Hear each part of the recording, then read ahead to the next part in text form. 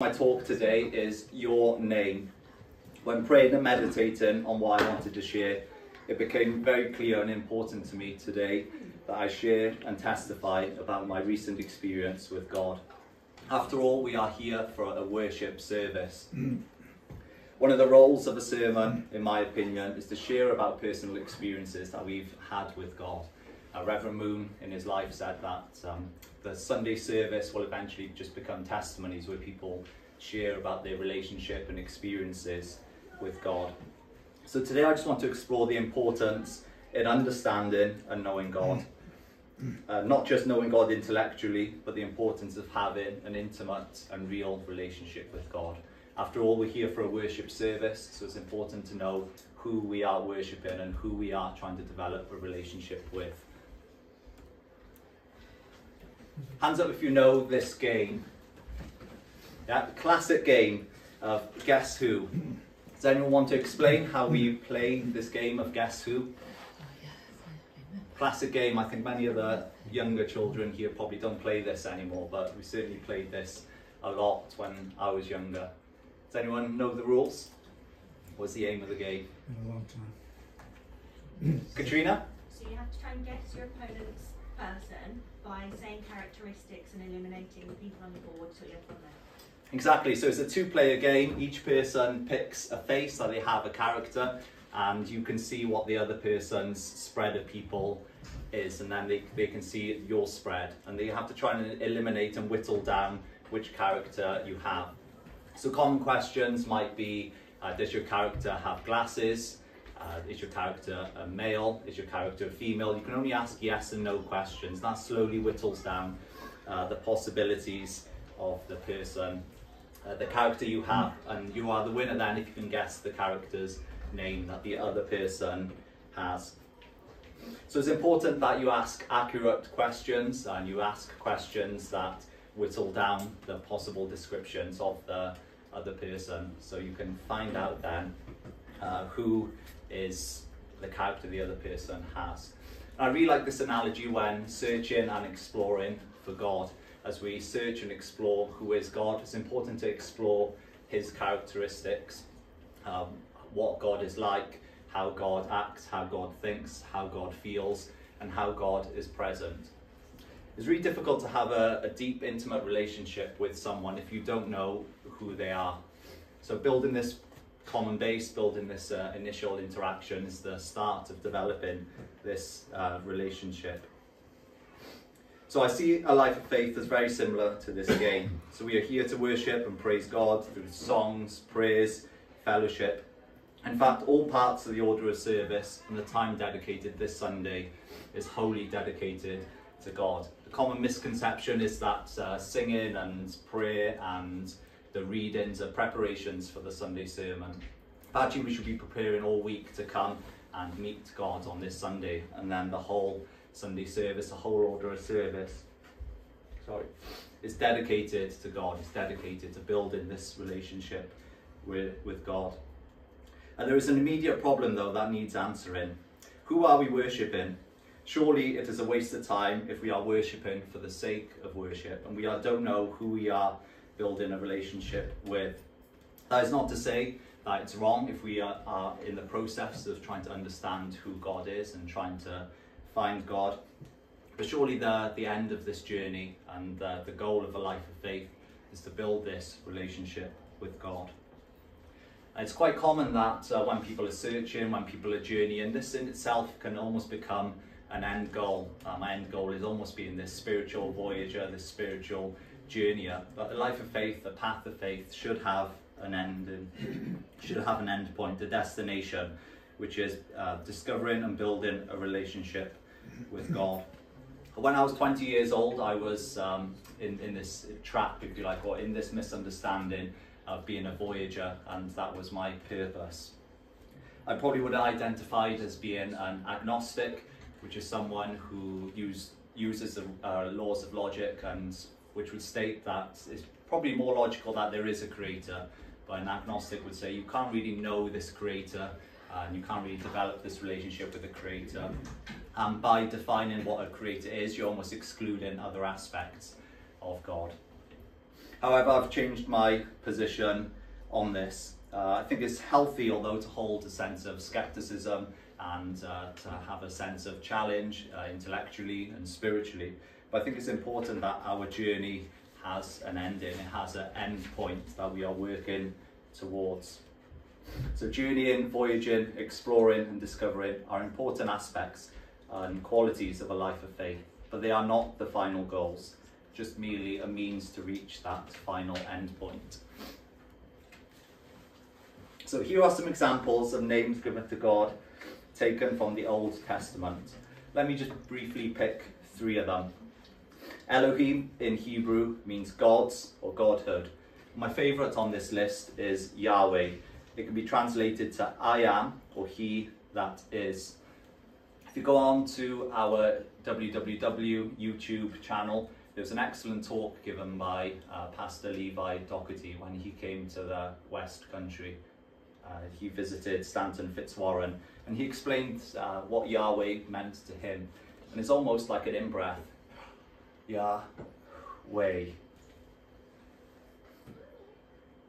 So he argued that Yah is like an inhale and Weh is the exhale. You can try and demonstrate this. You can have a go yourself. So Yahweh. Thus, God is the one who breathed life into us. He is the one who started this circular motion of life, this pattern of breathing. We exhale, then there's a void in our lungs, and God can inhale love back into us. So it's God who gives us sustenance and continues this circular motion of life. Lastly, Adonai is a plural of the Hebrew word Adon, which means Lord or Master. So let me ask you today, what names do you give to God? How do you relate to God? How do you call upon God? How do you relate to his name? What names might you give God? Heavenly Parent, okay. Just have a little think if you want to share, yeah? Hanelbomenim. Okay, meaning? Heavenly Parent. Heavenly Parent, in which language for those? Korean. In Korean, okay. So I would argue that the name we give things is extremely important for 2 reasons. Firstly, understanding someone or something's name can be argued that helps us understand why we are relating to said person or said thing. Why is it that we don't name our pets, let alone our children, names like cruelty, disgust, anguish? We've had 2 recent births in our community. I'm not sure if Viola mentioned them in the announcements. No. No? So we welcome Hannah Lee Biddard and your new granddaughter, Freya. Freya chimes to the community. Beautiful names, Hannah Lee, Freya, and Patrick also gave birth. Amelie. And Amelie as well, so beautiful names. So we don't name our children things like disgust, anguish, Lucifer, and such names, do we? They're, in fact, some of them are outlawed. So can you imagine today giving birth and announcing to everyone, welcome to my daughter, Anguish. It's because names have meanings, and meanings are significant. For example, we named our daughter Eris. Eris has Celtic and Greek roots. It's a feminine name that has connotations of earth, flower, or fertile soil.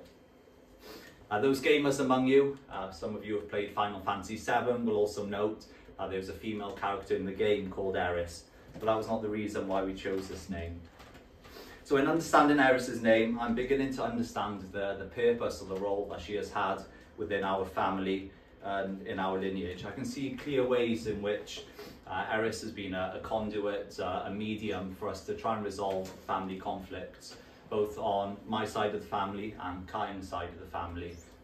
Kyan was recently in France without me and with Eris, and Eris was really a springboard for her brothers and sisters to try and relate together. She was almost like a central point for the siblings to come together despite conflict and difficulties. So our daughter undoubtedly has been a way to restore and repair relationships. Just like earth gives rise to new life, or flowers blossom into new life. So I can really see how her name has had an impact on her life and our lives.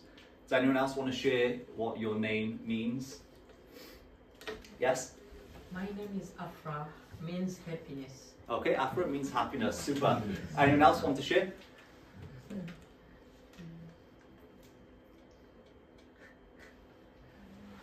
Kyan, what does your name mean? You got a Korean name despite being Japanese French. My name is Kyan, and it means beauty and prosperity. Yeah, and I think you're very beautiful as well, so it's fitting. Anyone else want to share? Let's have one more. Let's not be shy. Eugene, what does your name mean? I've got two names. It's Eugene. Eugene means derived from a good genetic, good gene. And Nigambi is like a project. Okay, and you do drive a lot, right? You're always in a car renting vehicles, but you're also a very driven person. So I gave a previous sermon about knowing God's name. I used the Bible passage, John 14, verses 13 to 17. And what you ask in my name, that I will do, that the Father may be glorified in the Son. If you ask anything in my name, I will do it. So the point of that talk was that we need to understand God's characteristics, and in understanding God's name and who he is, magical things can happen. We can be empowered in knowing the characteristics of God, which can then help us relate to God personally. So when we understand and relate to God personally, God will do what we ask. We are in this intimate relationship together. We are in this subject and object position where we can speak to God and God can relate with us freely. Secondly, names are important because it is a way to relate with each other. Hands up if you are in a relationship or have been in a relationship. Yeah, super.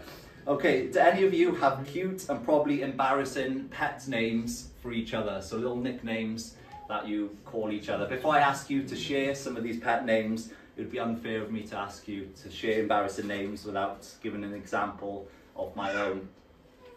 So after me and Kyan got married, she has these pajamas that she loves. They don't quite fit her, but they're extremely cute and they have pictures of cows all over them and they're this bright blue colour, very unusual pajamas. So my nickname for Kyan, because of those pajamas, is Moo. So the sound that cows make. So do any of you have any pet names that you call your significant other? Uncle Tom? Mama. Mama, and where does that stem from? Yeah, because we have 4 children, so that was the most common term. Okay, so it's still stuck despite your children leaving home. Anyone else call their significant other Mama or Papa? Yeah, they also. Anyone else want to share their pet name for their partner? Uncle Martin? Riri. Riri. And how did that come about? She gets incredibly angry with me. So that's a good way, I guess, to diffuse the situation and make light of the anger and frustration. But also it's important when we use people's name in the world we live in. If we think of sales, if I wanted to sell Tom something, if I said, "Good morning, Tom, how are you? It's a pleasure to see you today," you're far more likely to buy something from me if I just called you up and said, "Look, there's this opportunity, I'd like to sell you something." So when we use people's name, it brings familiarity, it brings personability, and it almost brings a sense of comfort. And it's the same when we address God sincerely, when we use his name sincerely, we call upon him in a personal way. And that makes God so much more real, not this abstract God that's sitting on this throne somewhere in oblivion. So I want to share one experience that I had with you last week, which has had a profound impact on me. So last week I was at the children's summer camp workshop. This was a retreat for children aged 6 to 12 to gather and begin to explore their spiritual selves and spiritual identity. There was lots of games, activities, and outing to an adventure park, but what stood out the most to me was the prayer evening that we had. I think Faith was there. Yeah, did she have a good time? Yeah. Faith was there, and also Violet was there as a team leader with Alicia. So we were quite well represented from our region. So when I looked at the schedule, I was there as a lecturer initially, but I had this lump that appeared on my head and some lumps in my neck. So that's probably why you're wondering, why do I have this ugly scab on my head? But I had these lumps just appear on my face a few weeks ago.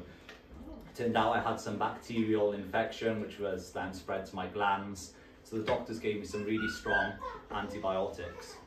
The side effects of the antibiotics is skin blistering, upset stomach, and feeling generally unwell.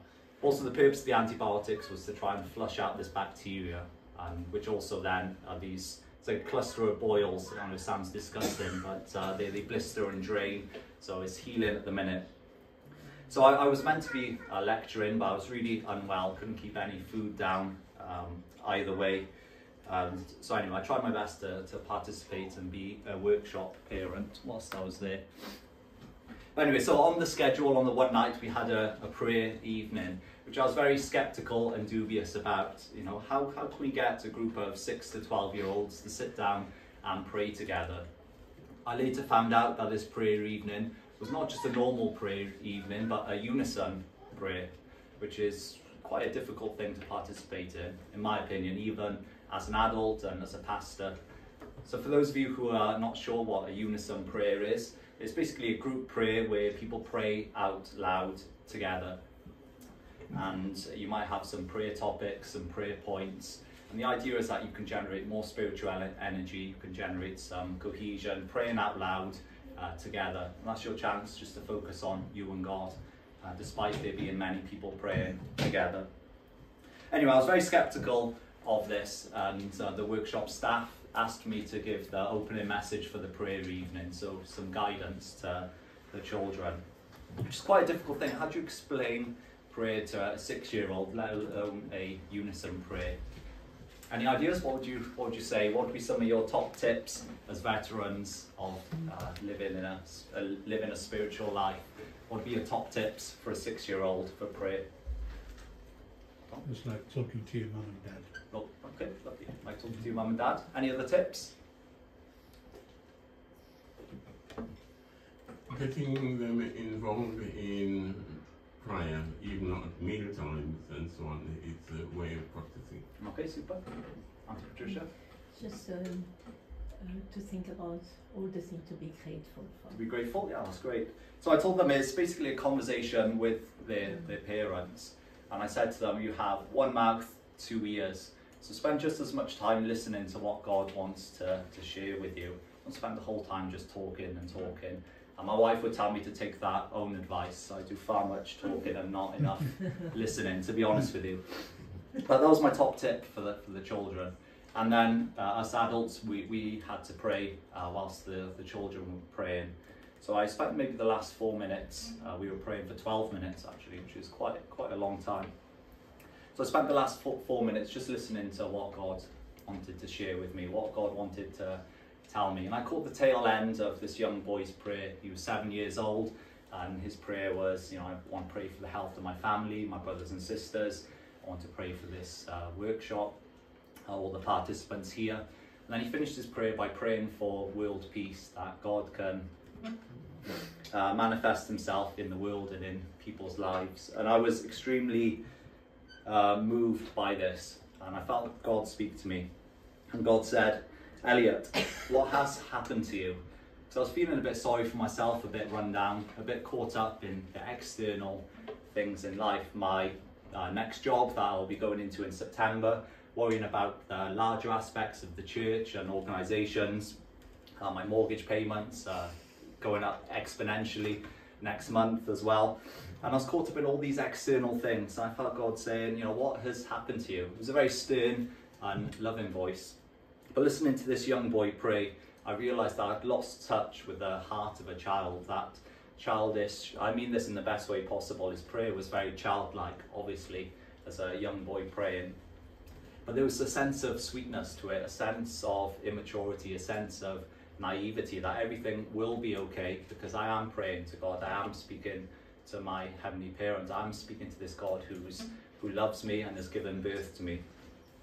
And I'd lost touch with this. I'd almost become hardened by the knocks of adult life, hardened by the challenges of pastoring.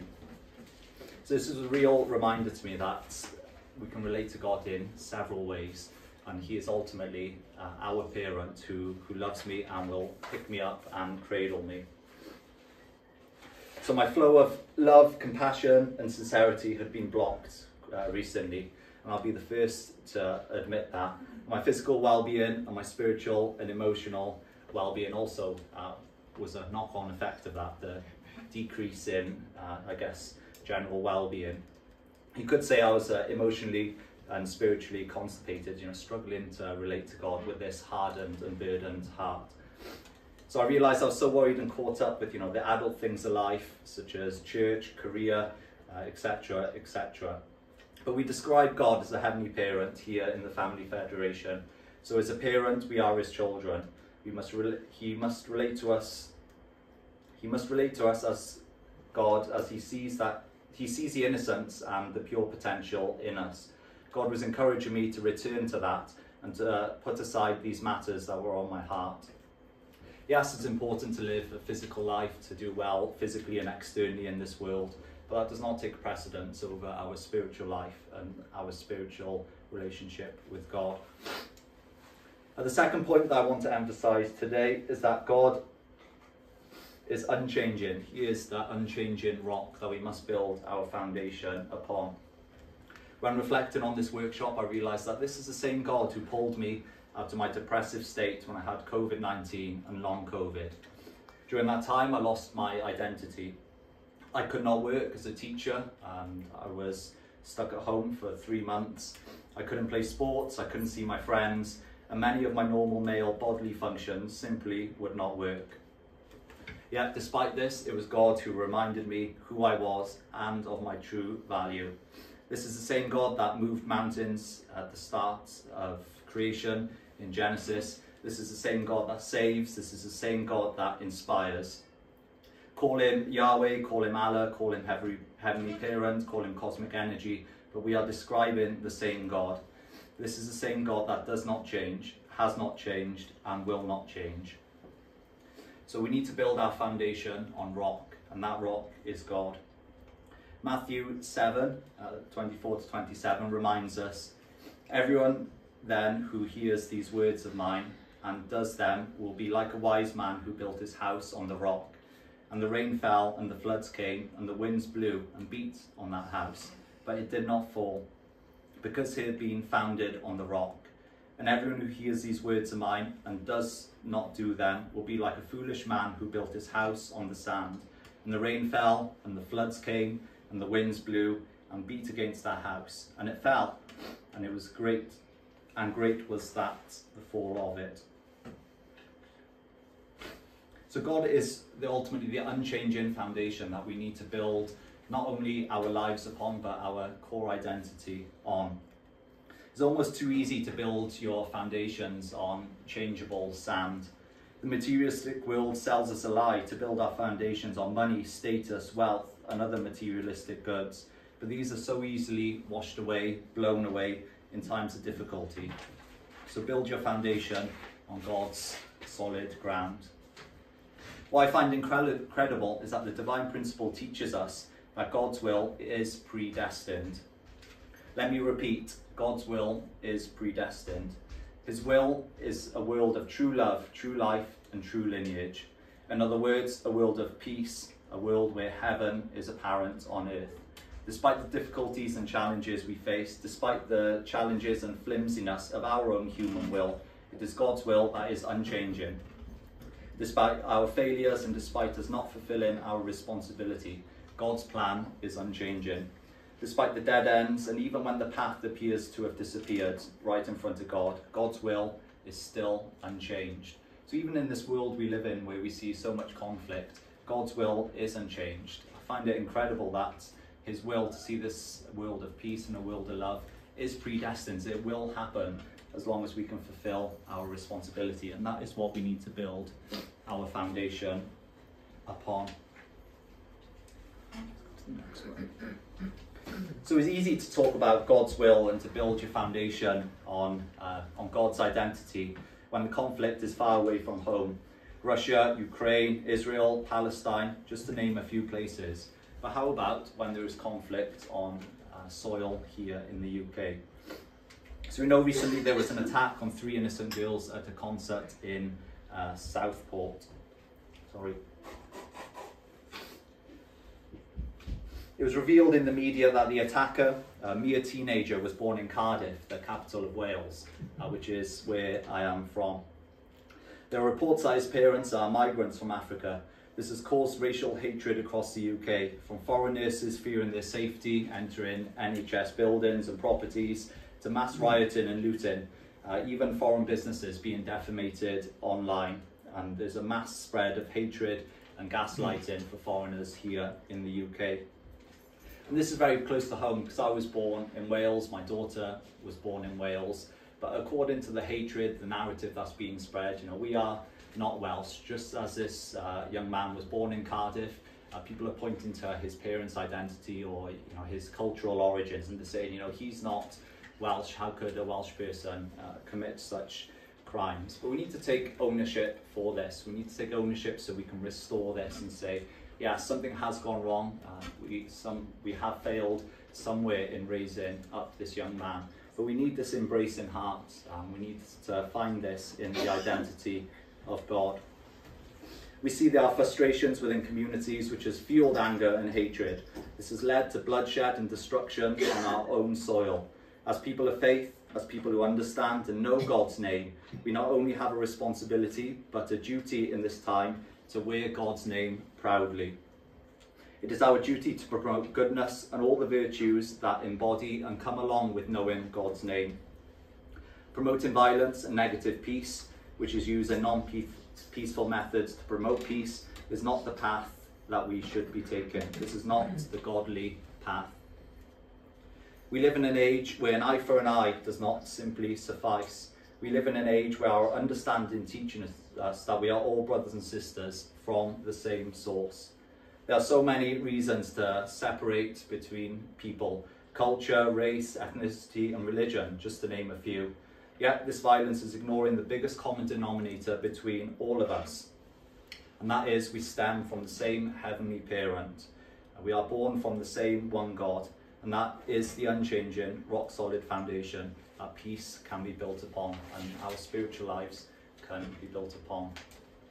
So there's so much hope for us here in Birmingham, a multicultural city. Even us in this room today, I can see we have people from different faiths, different backgrounds. Can anyone tell me what does Islam mean? What does that translate to? Peace. And submitting to God's will also, this idea of submission. So if we understand God, we know his name, we know his characteristics, and we have to mercifully and willingly submit to that. And I think there's great hope here that as people who know God's name, who has heard God and who have spoken to God, that we can stand up for goodness and take a proactive stance, not only in our spiritual lives, but in the physical realities of the world at the moment. I believe it's not only a responsibility that we have, but a duty. So a duty is a must. You must act upon this responsibility. So I see great hope, even within this room, that we can liaise with each other, go to each other's place of worship, and really embody this solid foundation that our Heavenly Parent has given to us, which is his family and his lineage, and that is our foundation. Can I ask for who's MC Viola to give the reading for today? This is an extract from Father Moon, and he perfectly summed up what I was trying to share in a much better and cohesive way than I was able to. Yes, and she's given the Sunday school. Yeah, I think she's doing Sunday school. I've got my phone.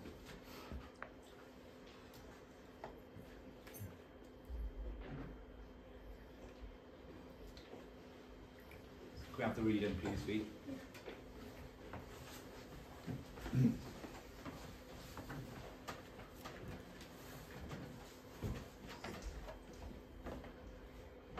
We changed the picture. So this is from Father Moon, 1982. Transcend of everything past, present and future, value of love shall remain. Why is the harmonization of love the greatest of all? It is because everything is contained within love, including God himself and the whole universe. If you try to achieve harmony with your academic knowledge, you will have nothing more than dry books. You cannot dance joyfully with a bunch of books. However, when you are dancing with love, you never get tired. You will dance with your wife, your children, other people, even God himself. You will have everything.